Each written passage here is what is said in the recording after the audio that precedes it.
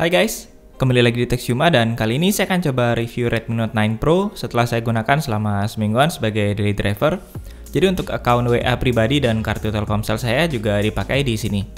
Untuk review ini saya buat terutama buat kalian yang kepikiran mau upgrade dari Redmi Note 8 Pro. Untuk Note 9 Pro ini ada dua varian, RAM 6GB dan internal 64GB di harga resmi 3,4 juta yang saya review ini. Dan ada juga varian RAM 8GB plus internal 128GB yang lebih mahal 400 ribuan. Untuk harga terupdate-nya kalian bisa cek link pembelian di deskripsi. Oh ya, sebelum mulai jangan lupa subscribe ya dan nonton video ini sampai selesai. Oke, pertama dari sisi build dan desain sama sekali nggak ada komplain ya. Di tangan kerasa solid dengan back cover kaca dilapisi Corning Gorilla Glass 5. Meskipun untuk frame masih pakai material polikarbonat. Untuk sisi desain, di bagian depan udah pakai layar tipe punch hole kamera. Sedangkan untuk bagian belakang, Note 9 Pro benar-benar dibikin beda dari generasi sebelumnya. Di varian Tropical Green ini yang saya pakai, buat saya agak-agak kurang matching dengan 2/3 bagian belakang pakai pola bergaris dan polos di bagian atas. Untuk bagian kamera ini yang terutama buat saya kurang serk dengan desainnya, karena bentuknya kecil dan posisinya agak terlalu ke atas dan nonjolnya lumayan kentara, apalagi pas nggak dipakein casing. Ya, tapi ini lebih ke selera pribadi sih. Buat saya lebih serak dengan desain Note 8 Pro yang lebih kelihatan simple dan serasi. Tapi buat kalian yang pengen lihat desain yang beda dari Note 7 atau Note 8 Pro, ya Note 9 Pro udah bisa ngasih kesan itu. Kemudian untuk kelengkapan fisik juga khas seri Redmi, masih punya audio jack, infrared blaster, triple slot, dan tombol power merangkap sebagai fingerprint scanner. Dengan kelengkapan ini, fans seri Redmi juga nggak bakal komplain ya. Ya bayangin aja kalau kalian udah nyaman pakai Air Blaster atau audio jack, lalu tiba-tiba dihilangin.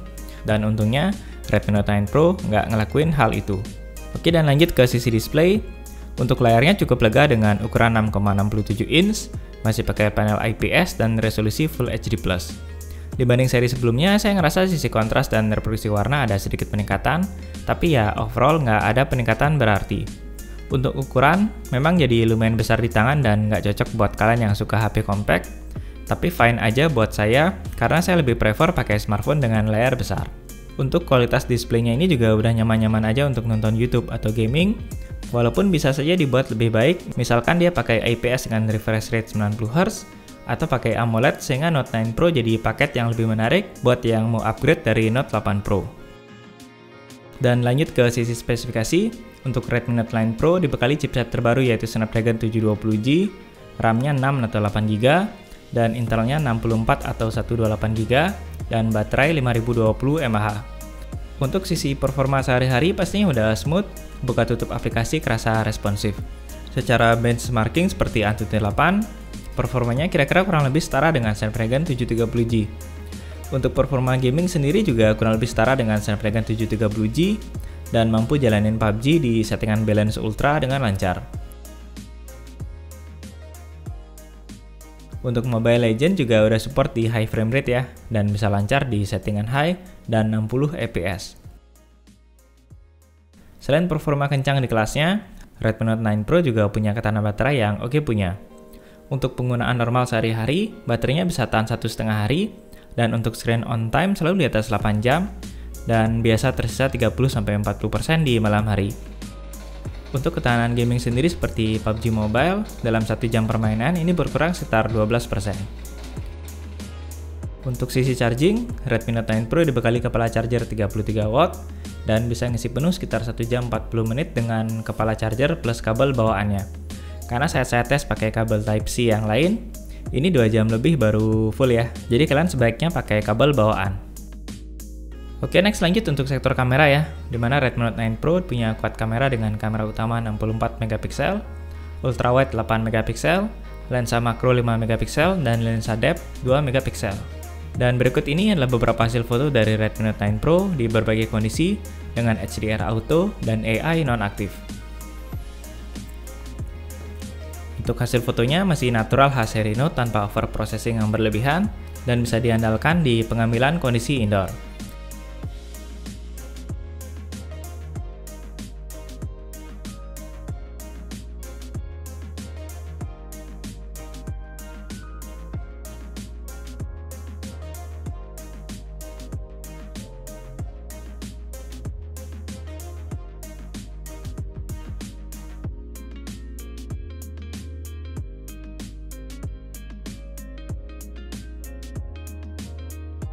Tapi untuk low light dan kondisi malam hari, kadang hasilnya kurang stabil seperti di foto ini, dimana detailnya hilang dan hasilnya cukup soft, dan mungkin bisa diperbaiki di sistem update.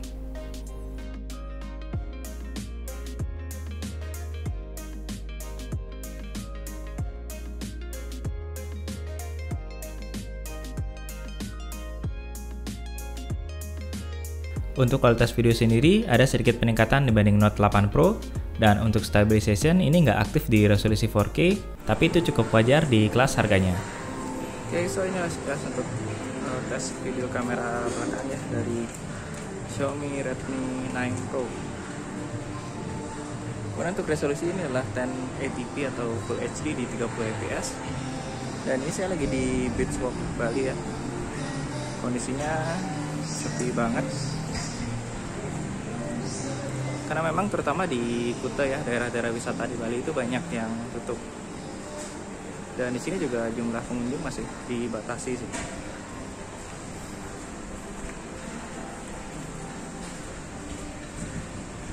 Oke, next kita akan coba dengan compare ya dengan video kamera belakang di resolusi 4K dan 30 fps.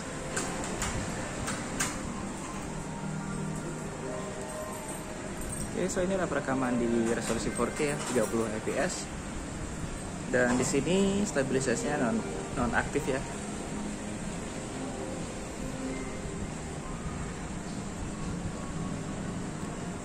Oke, so gimana pendapat kalian untuk overall video kamera belakang dari Redmi Note 9 Pro? Silahkan komen aja di bawah.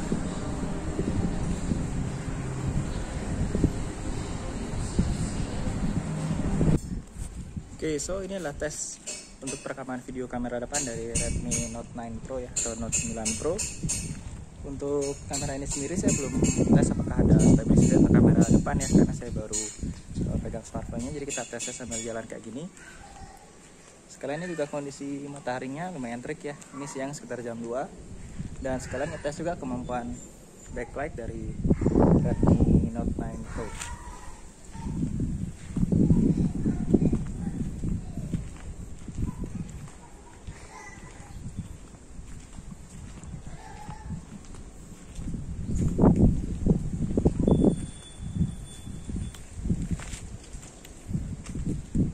Oke, so gimana hasil dari video kamera depan Redmi Note 9 Pro ini?